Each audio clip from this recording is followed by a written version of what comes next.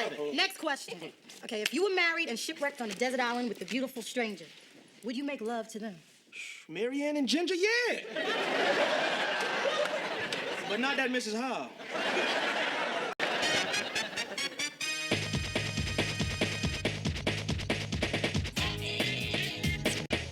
What up, what up, what up? Welcome back to The Fifth Flow. That's right, The Fifth Flow. So hopefully you like what you're hearing, and I'm continue on to go ahead and actually get you the next. Today we're going to go ahead and actually review Season 1, Episode 4, Boyz R Us. That premiered September 17th, 1992, had a runtime of 22 minutes. And before I go ahead and actually get to breaking down the episode itself, I'm going to go ahead and actually give you a vibe of where we were in the country so you can get that vibe of what we actually premiered to. In the news front, we actually had a couple of different weather things going on there. September 11th of 1992, there was a hurricane that touched down on Hawaii land. I believe it was the island of Kauai. Kauai? I have no idea. I apologize. I'm not good with my Hawaii pronunciations. But unfortunately, that land, that hurricane that one actually hit, had 145-mile-an-hour winds, destroyed 14,000 homes on the island, which is like 70% of the housing at that particular time on that island. There was definitely relief efforts and things of that nature that went on, but that was like the really big thing that hit the U.S. But not the only thing, because in the Midwest, there was some flooding, including really severe flooding that happened in the state of Iowa, where it actually would go on, where there was a couple other floods that actually happened later on. I believe it was like 93 or so that happened that really set Iowa back. But this is like one of the first major floods that happened in the 90s. It was like some record level setting types of things. So nothing geopolitical or anything like that, but those are some of the big things that were going on, at least in the USA. From the vibe aspects of things on there, from the culture, got the songs on there. So the top 5 songs on the U.S. Billboard. Number 5, Humping Around by Bobby Brown.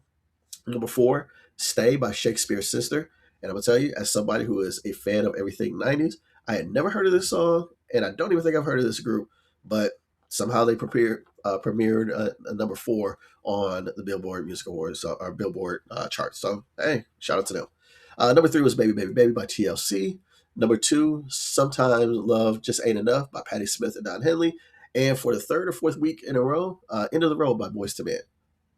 For the movie front, we actually have number 5 in the movies, Single White Female. Number 4 was Unforgiven, finally drops from the top spot. Number 3, Hellraiser 3, Hell on Earth. Number 2, Honeymoon in Vegas. And the number 1 movie in America during that time was Sneakers with Robert Redford, Dan Aykroyd, and Sidney Poitier. So that kind of gives you a flavor of what was going on in the U.S. during that time. Let me go ahead and actually do a little bit of a breakdown of the episode that we're looking at today. The show is the 4th episode in the season number 1. It was actually directed by Tony Singleton, and it was written by Benny Richburg. If you don't know what that is, again, remember, Little D on the callers, he's the one that actually wrote this episode. The synopsis for it is like this. When the gang plays a game called The Book of Questions, Martin cannot hide it well when he finds out that Gina makes more money than he does. Cole tells his mom, and it spreads like wildfire, even reaching Martin's radio callers. Have a synopsis like that, you can kind of see the built-in whole thing of Martin's pride, Martin's ego, talking about money here, hitting at Cole's mom, maybe being a gossip, a cackler, all this kind of stuff. And it goes and actually goes so much that it goes to Martin's callers. So you can see this can be wrapped up and actually be a good episode if it's written well. This episode, premiering in September 17th, 1992, had a ratings of roughly about 13.7 million viewers. I've done enough of preparing you for the episode. Let's get into it. So the first thing we go ahead and actually have is, again, another Martin monologue that I love. This is one where he's talking about just an anecdote of men and women and money, and how finances go ahead and actually get mingled once you go and actually get in a relationship with a woman that, it's we money. When we're together, when we're talking about her money, then it's every singular or whatever. So it is the cost to be the boss type of deal. I mean, we're talking about a patriarchy system, right? So fellas, we go ahead and actually run the world. So one of the things that comes along with that is you're gonna have to go ahead and actually pay. Take care of her, do what you gotta go and actually do. Might not be fair, but let's just be honest, it is what it is. And of course, in Martin's eyes, he can put a comedy spin on that easily. And matter of fact, here is a clip of him going ahead and actually telling the scenario of saying between the language of French and Spanish of how that plays out. I'm thinking there's a lot of we going on here. When did you start speaking French? Your lady start speaking French. Start speaking Spanish. Adios. All right, so let's get into the episode on here. We actually go, the majority of this episode, I would say probably about a good 25 to 30% of this episode happens in the very beginning in Martin's apartment, where we actually see the entire gang sitting down, getting ready. They're watching videos and things like that. And here we have them going and actually having just general stupid talk about videos and things like that. And I love that because that's actually a real thing that friends do. You go ahead and get together with a bunch of friends like that, have stupid conversations, especially when you go and actually just watching TV, watching movies, or anything like that. We do that all the time. And I think this scenario really gives us an opportunity to go and actually dive into everybody's personalities and all that kind of good stuff. Tommy, I'm telling you, I ain't with them stalkers, man. But Peter Pan is the man. I'm telling you, he's all that, man. Hey, Martin, you think Peter was gay, man? You know, hanging up in that tree with all them lost boys. The man had a girl, Tinkerbell, man. Yeah, but Tinker was only this big. Yeah, but most of that was butt, man. Pow. Sooner or later, we go ahead and actually get Cole busting in, and he comes in with his VHS tape.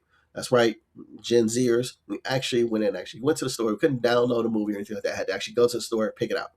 Cole comes back, the guy who actually has the least amount of money.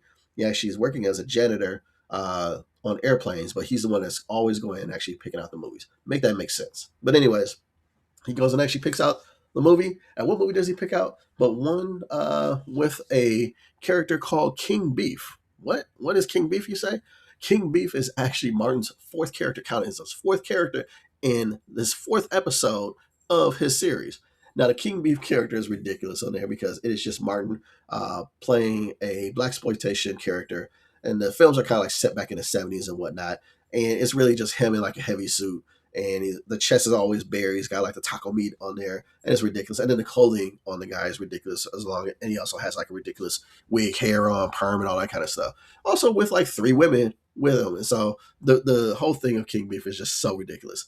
Now in that clip, you actually see Martin playing King Beef. You also see 3 ladies with him. One is Davika Parketh, is the main girl in the clip. This was like one of her first accredited roles. She's been working in the entertainment business up through now, and probably most well known is that she was playing Bonnie in 41 episodes of The West Wing. So she actually obviously got a good reoccurring character on a well-known show. So she made pretty good on that. Second girl was named Janine Michelle. She actually appeared in some other clips that King Beef makes a couple more appearances in throughout the Martin series, and she actually only was known for this one on-screen role. Seems like she transitioned to behind the scenes where she's like in art direction, background setup, decorations, things of that nature, what have you, because she doesn't have any more on-screen credits for her. And then the third lady on there, Patricia McBride. She appears in also some King Beef clips later down the line on the Martin series. This was her first role in front of the camera, so that's exciting for her. And she kind of still seems to be working in the industry. Her latest role was playing a doctor on the movie Adeline. So all of these people encompass into that King Beef clip. And here's a little bit of clip of that so you can kind of hear the ridiculousness of that. Ladies, I will love to rock each and every one of your worlds. But first, I must die. So there you go.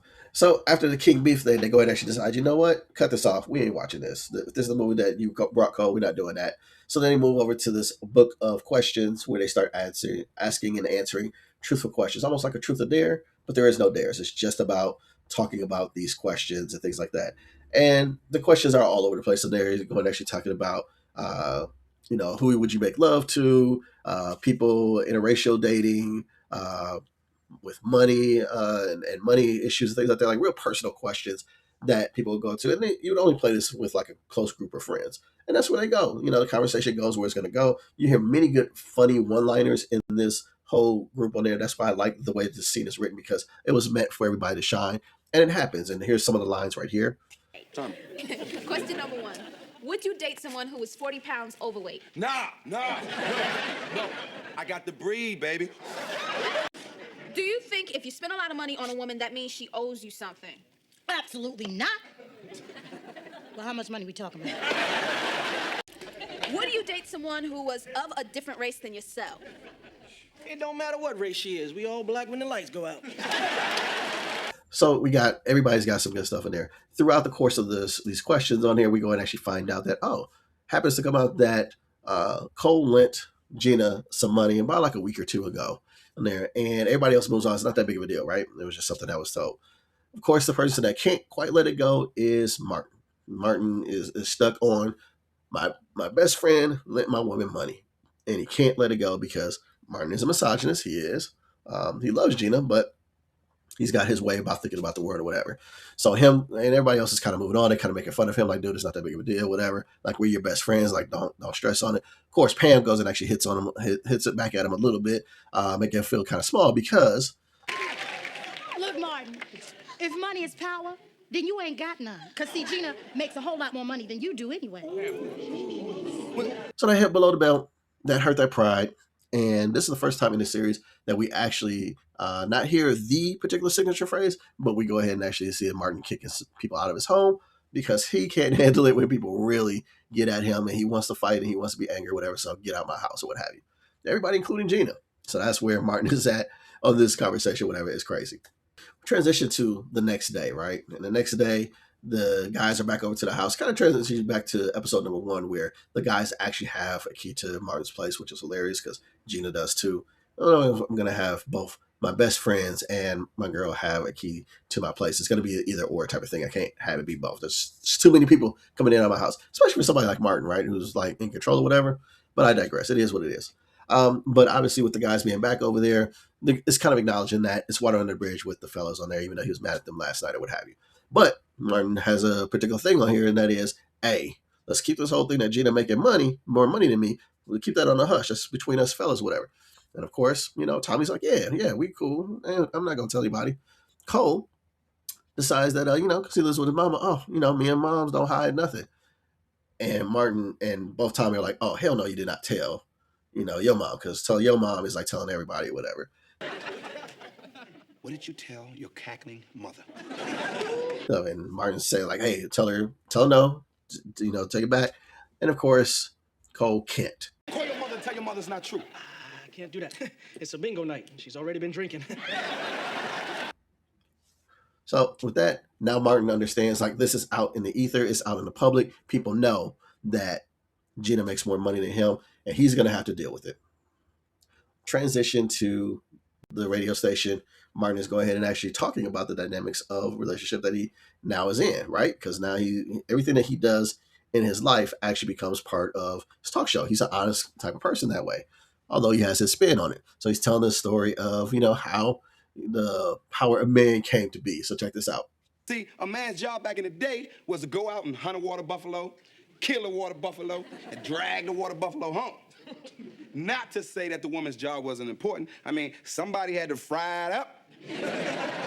And of course, that's him giving his whole version of it. But once he goes to his callers, he goes ahead and actually starts to know exactly how far the reach of Cole's mom really was. So let's go and actually do it. Caller number 1, that is actually Benny Richburg.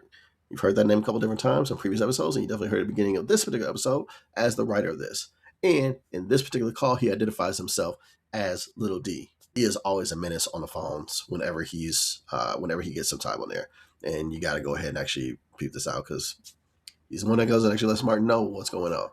Yo, Martin, this is Lil D calling from the east side. Lil D, what's up, man? Man, I heard through the grapevine that your woman is supporting you. Where'd you hear that, man? First, I heard it while I was in line at the unemployment office. But I didn't pay it no mind. Then I heard it again at the disability office. But when I heard it later at my job, I had to call you, man. Caller number 2, Richard McGregor. Now, he's done a bit of everything in Hollywood, from acting to behind the scenes, all that kind of stuff. No big highlights or anything of that nature on there. His last acting credit was in 2015, and we don't have much on here, but let's go ahead and actually hear. Let's go. What up? Your woman is supporting you? Yo, man, shut up. We got a break for commercial. We'll be back. So once we get through with the callers on there, of course, Stan's got to chime in on that whole money aspects of things in there. And he doesn't even have much screen time on here, but he kills it. Every time that Stan and Sean are on the screen in that first season, sometimes they steal the show, or at least they steal the scenes that they're in. It's always hilarious with it, and Stan is no different. This is what Stan goes and actually comes with because he tells him a story about a woman that he was pursuing. I got close once, but she died before I could get the papers signed. 6 months pushing wheelchairs for nothing. Stan, that's cold, man. No, it's not. What's cold is I'm going after a mother next week. Yeah, so that's what we got. So after that, between hearing the callers and hearing Stan, Martin's like, I got to go ahead and actually do something, right? And that's where we go and actually get to the next scene. Next scene, or the final scene in this particular episode, takes place in a restaurant. Kind of hints that it's like a Jamaican restaurant or what have you, but you know, it is what it is. And he's supposed to be Martin's supposed to be meeting Gina for lunch, but we actually close in on a table of three elderly ladies to begin this scene. And in this restaurant, we have Edna Mama Payne, being played by Martin, sitting there with two of her friends. One is Laura Hayes as Maddie Brown, which is Cole's mom, and LaWanda Page as Evelyn Porter. Let's talk about these two women on there. First and foremost, Laura Hayes was a stand-up comic who transitioned into acting, mostly in comedic roles that she's been acting in for over 30 years. Her most notable roles are playing Mabel in the Cut. Oh my God. Are playing Mabel on In the Cut. And of course, playing Cole's mom on Martin, where she'll appear at least, I think, 3 more times in the series throughout and whatnot. So those are her most notable roles. And of course, Miss LaWanda Page, who anybody who's a fan of like TV history, things like that, will recognize her as Aunt Esther from Sanford and Son. That's what she's always been known for, whatever. But she was so much more than that. Miss Page was a dancer, stand-up comic, and an actress on her own. She spanned over 6 decades of work, and she actually did stand-up alongside Red Fox and Richard Pryor. She even had her own gold album on her own stand-up. A lot of people don't know that. So in her acting that she did over these 6 decades, she did a lot. She's very much a trendsetter for Black women and things like that, doing stand-up comedy and whatnot. Unfortunately, Miss Page passed away of a heart attack in September of 2002 at the age of 81. So rest in peace, Miss LaWanda Page, true legend. And this is a setup that we actually have these three elderly ladies having a conversation. And it's going the way they would typically go. They go and actually do their little gossip, all that kind of good stuff. And the gossip actually turns it personal because they start talking about rumors, what they heard about each other's sons. And of course, that gets into Martin going and actually being that not only is she making more money than him, but he's also mooching off of her. That's what the gossip is transitioning into, which of course Mama Payne is ready to go and actually fight Cole's mom. They both dust off their wigs and ready to go. Ridiculous. Just absolutely ridiculous. But they both calm down. It is what it is because it's just old ladies go ahead and actually bitter back and forth. So it was a hilarious scene. Can't we act that age here? Evelyn, if we acted our age, you be dead. But in that scene, Mama Payne goes and actually leaves. The other two are staying there to finish up their lunch. Meantime, we actually have Martin coming on in, and he sees Miss Porter and Miss Brown, says hi to them and whatnot. Now, Martin has actually elected to go ahead and actually be baller status to up the negativity that's gone on around about him. He's probably withdrawn a ridiculous amount of money out of his account and been balling around Detroit. Of course, he flashes some cash and kind of throw that at Miss Porter and Miss Brown just to go ahead and actually throw them off the scent so that they can go ahead and stop gossiping about him. You know they ain't gonna stop nobody. But Martin being who he is, hey, he trying to defeat those rumors any way he can. We slide over to the rest of the restaurant where now Martin is going to sit down at a table with Gina. And as he's going ahead and actually get ready to sit down with her and he's getting into the ordering aspects of things there, he's kind of flashing that money, letting her know that he's going to take care of lunch today. Wow, flashing the cash, all that kind of stuff, right? And he actually makes a hilarious order. And this is what he orders. Martin, what are you doing? I order for myself. Now, when I'm paying, that's right. Now, look here. What's the most expensive thing you got up in here? Well, we have goat. Oh, you got goat? Well, then hook us up with some goat. That's right. The most expensive goat you got. You know what? Billy goat. Billy goat. Billy goat gruffs. Give us 2 of those. Ridiculous. Martin is just a fool. But then he actually goes ahead and actually has the busboy come on by and offer to go ahead and actually give him $10 so that he makes sure that, hey, keep hope alive, bro. So that's what they have. So before I continue on and kind of finish up where this scene ends up, the busboy that actually goes and actually lends or is giving Martin the $10, that is actually Lee Weaver as the busboy. He actually has roles going all the way back to 1969.